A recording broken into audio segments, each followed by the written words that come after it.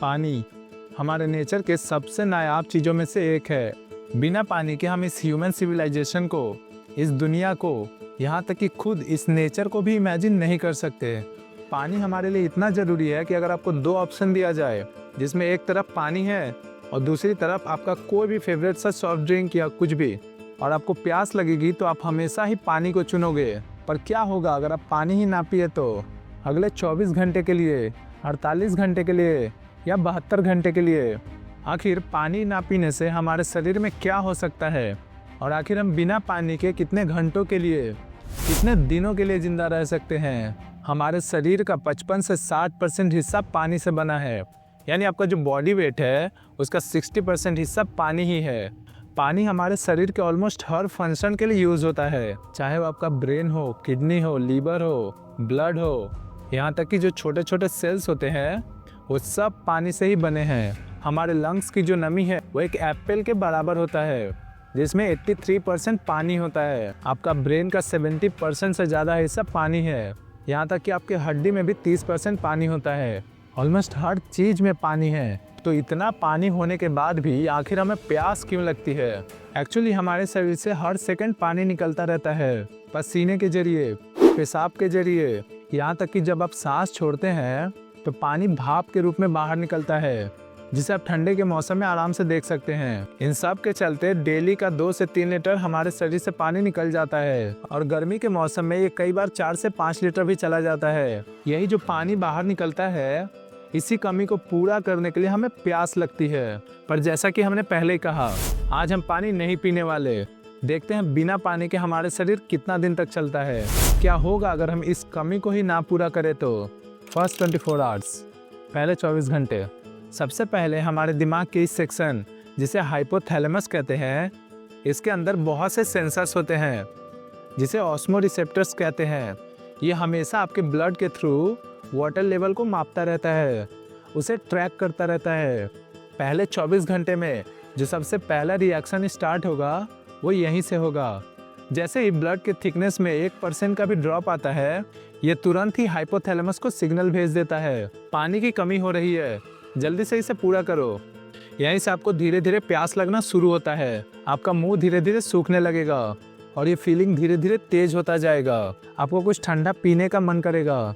यदि आप इस कमी को पूरा नहीं करते तो आपका दिमाग यानी हाइपोथैलेमस एक हार्मोन रिलीज करना शुरू कर देगा, जिसका नाम ADH यानी एंटी ड्यूरेटिक हार्मोन है, जो सीधे आपके किडनी तक जाता है, उसे चेतावनी देने के लिए, उसे वार्न करने के लिए। पानी की कमी हो रही है तो बचे हुए पानी को बर्बाद करना बंद करो। जितना हो सके उतना ऑब्जर्व करो, उसे रीयूज करते रहो।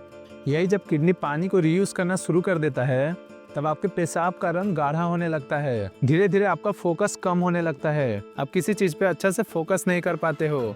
आपका शॉर्ट टर्म मेमोरी कम होने लगता है और अंदर से एक थकान सा लगना शुरू हो जाता है। 48 घंटे बाद, अगर आप 48 घंटों तक भी उस पानी की कमी को पूरा नहीं करते, तब आपके दिमाग के न्यूरॉन्स श्रिंक होना शुरू कर देता है।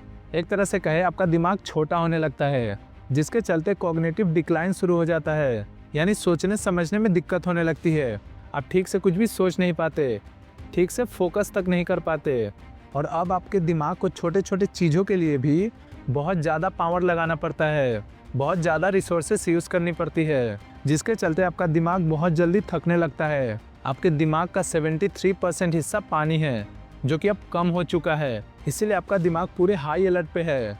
आपका दिमाग इस सिचुएशन में पूरी ताकत लगा रहा है ताकि आप पानी पी लो, बस किसी तरह पानी पियो। आपके प्यास की जो अर्ज है उसे एकदम हाई मोड पे ऑन कर दिया है। अब आपका दिमाग कह रहा है कि पानी पी लो, वरना हम सब मारे जाएंगे। अब आपका खून तेजी से पतला हो रहा है। अब वो उतना गाढ़ा नहीं है जैसे पहले था, जिसके चलते आपके दिल को, ब्लड को पूरे शरीर में पंप करने में बहुत दिक्कत हो रही है, जिसके चलते वो भी अपने पूरे ताकत पे काम कर रहा है। आपका हार्ट रेट बहुत तेज हो गया है, पूरे शरीर में खून पहुंचाने में उसे बहुत दिक्कत हो रही है। अब आपके किडनी में बहुत कम पानी बचा हुआ है, जिसके चलते वो टॉक्सिन्स को ब्लड से फिल्टर नहीं कर पा रहा है, यानी आपके खून को अच्छे से साफ नहीं कर पा रहा है। और इस सिचुएशन को एक्यूट किडनी इंजरी कहते हैं, जिसमें हमारा किडनी खून को सही से साफ नहीं कर पाता, और जिसका नतीजा आपके खून में टॉक्सिन्स बनना शुरू हो जाता है। अब आपके बॉडी के टेम्परेचर भी बहुत बढ़ गया है, क्योंकि आपके शरीर में पानी ही नहीं बचा जिससे आपके बॉडी को ठंडा किया जा सके, और आपका पूरा स्किन ड्राई होना शुरू हो गया है और अब पूरे शरीर में क्रैम्प आना शुरू हो गया है, यानी जिसे अकड़न कहते हैं। यानी अब हाथ पैर हिलाने से दर्द हो रहा है, आपके मसल्स टाइट होना शुरू हो गया है। आफ्टर 72 आवर्स अब तक आपका दिमाग ऑलमोस्ट शट डाउन के स्टेज पे आ गया है, वो किसी भी वक्त बंद हो सकता है, और आपके सिर में बहुत तेज दर्द भी शुरू हो गया है। अब आपको कुछ भी याद नहीं, या कहे आप होश में ही नहीं हो, ठीक से बोल तक नहीं पा रहे हो, और अब तक आपका खून इतना पतला हो चुका है कि उसे पूरे शरीर में पहुंचाना ऑलमोस्ट नामुमकिन हो गया है। अब आपके किडनी का सारा पानी खत्म हो चुका है, अब आपके खून को बिल्कुल भी फिल्टर नहीं कर पा रहा है, आपके खून में पूरा टॉक्सिन्स भर गया है, अब आपके खून में पूरा जहर भर चुका है, अब आपके बॉडी का टेम्परेचर आउट ऑफ कंट्रोल हो रहा है, और आपका किडनी, दिल और दिमाग अब किसी भी वक्त बंद हो सकता है, और अब आप मर सकते हैं। बिना पानी के हम बस 3 से 4 दिन ही जिंदा रह सकते हैं, और अगर मौसम बहुत गर्मी का है तो आप शायद और भी जल्दी मर सकते हैं। तो ये था हमारा शरीर बिना पानी के। इससे ये तो पता चल गया कि पानी हमारे लिए कितना इम्पोर्टेंट है। So please don't waste water. तो प्लीज़ इसे वेस्ट ना करें, और अगर कहीं वेस्ट होता हुआ देखे तो प्लीज़ इसे रोकने की कोशिश करें।